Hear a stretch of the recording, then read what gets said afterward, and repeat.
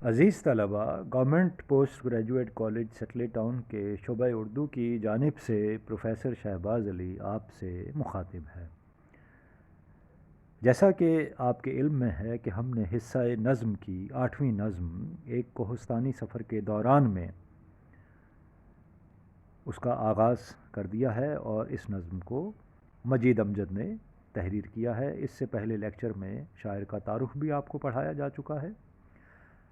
آج کے اس لیکچر میں ہم اس نظم کو ختم کریں گے، اور اس کا اگلا بند میں سب سے پہلے پڑھوں گا، اس کے بعد مشکل الفاظ کے معنی، اور پھر اس کی تشریح پیش کی جائے گی۔ اس نظم کا دوسرا بند: تھام کر جس کو گزر جاتے ہیں آسانی کے ساتھ، موڑ پر سے ڈگمگاتے رہ رووں کے قافلے، ایک بوسیدہ خمیدہ پیڑ کا کمزور ہاتھ، سینکڑوں گرتے ہوئوں کی دستگیری کا امین، آہ ان گردن فرازانے جہاں کی زندگی، ایک جھکی ٹہنی کا منصب بھی جنہیں حاصل نہیں۔ اب ہم اس بند کے بعد پڑھنے کے بعد اس کے مشکل الفاظ کے معنی پڑھیں گے۔ ڈگمگانا یا ڈگمگاتے ہوئے مراد ہے کانپتے ہوئے یا لڑکھڑاتے ہوئے یا لرزتے ہوئے۔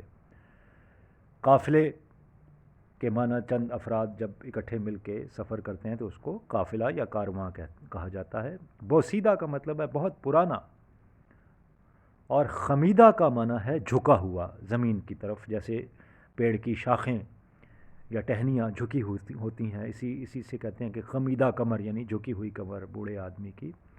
پیڑ کے معنی درخت، اور دستگیری کا مطلب مدد یا معاونت۔ امی کا مطلب امانت رکھنے والا، امانت دار، کسی کی چیز کی حفاظت کرنے والا، کسی کی امانت کی حفاظت کرنے والا۔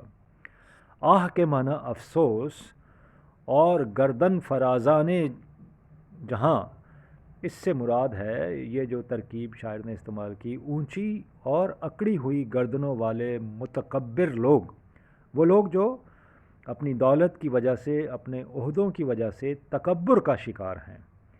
منصب کے معنی عہدہ یا مقام۔ اس بند میں مجید امجد کہتے ہیں کہ پہاڑ پر تنگ اور دشوار گزار راستہ ہے، اور اس کے دونوں اطراف میں گہری اور پرخطر کھائیاں ہیں۔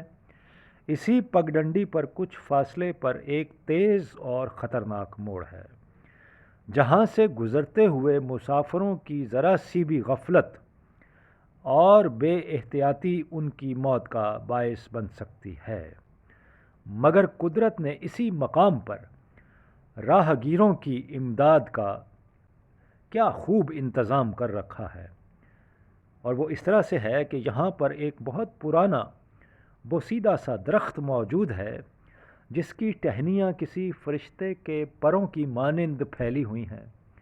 ان ٹہنیوں کو تھام کر کوئی بھی مسافر آسانی سے راستہ طے کر سکتا ہے۔ یہ درخت گرتے ہوئے مسافروں کا ہاتھ تھام لیتا ہے اور ان کی حفاظت کرتا ہے۔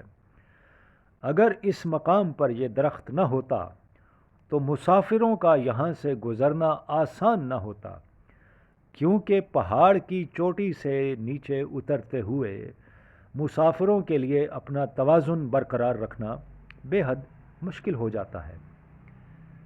پھر اسی راستے پر آگے موڑ بھی ہے، اور موڑ کے سامنے نیچے گہری کھائیاں ہیں جو منہ کھولے ہوئے لقمہ اجل بنانے کے لیے، یعنی انسانوں کو لقمہ اجل بنانے کے لیے ہر وقت تیار ہیں۔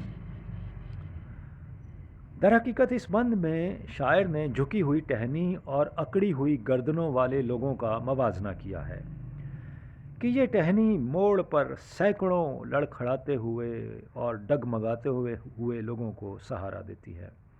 اسی طرح انسانوں کی زندگی میں بھی کئی ایسے خطرناک موڑ آ جاتے ہیں کہ جب انہیں دوسروں کے سہارے کی اشد ضرورت پڑتی ہے۔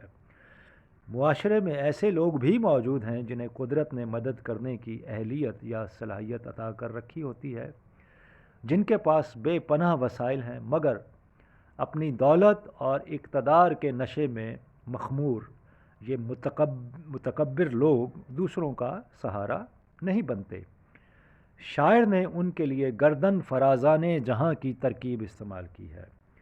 اس میں حکمران طبقہ بھی شامل ہے جو اپنی حکومت اور اقتدار کے نشے میں اپنے منصب کو بھلا بیٹھتا ہے، حالانکہ حکومتیں اور اقتدار اور طاقت یہ عارضی چیزیں ہیں۔ ایک شاعر نے کیا خوب اسی بات کو اپنے شعر میں اس طرح سے کہا کہ ترقی اور تنزل کو یہاں ہے کچھ عرصہ، ترقی اور تنزل کو یہاں ہے کچھ عرصہ، مثال ماہ زیادہ نہیں مہینے سے، یعنی یہ چند مہینے کی باتیں ہوتی ہیں، چند مہینے کی باتیں ہوتی ہیں کہ انسان ترقی سے، تنزلی کا مطلب زوال کی جانب آ جاتا ہے۔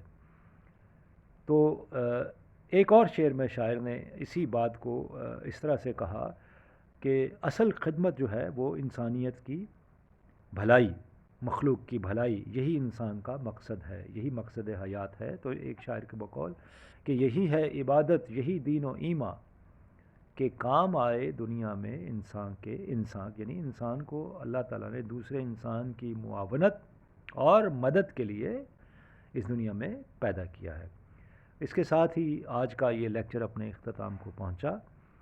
اگلے لیکچر کے ساتھ انشاءاللہ اگلی نظم کے ساتھ آپ کے سامنے حاضر ہوں گے۔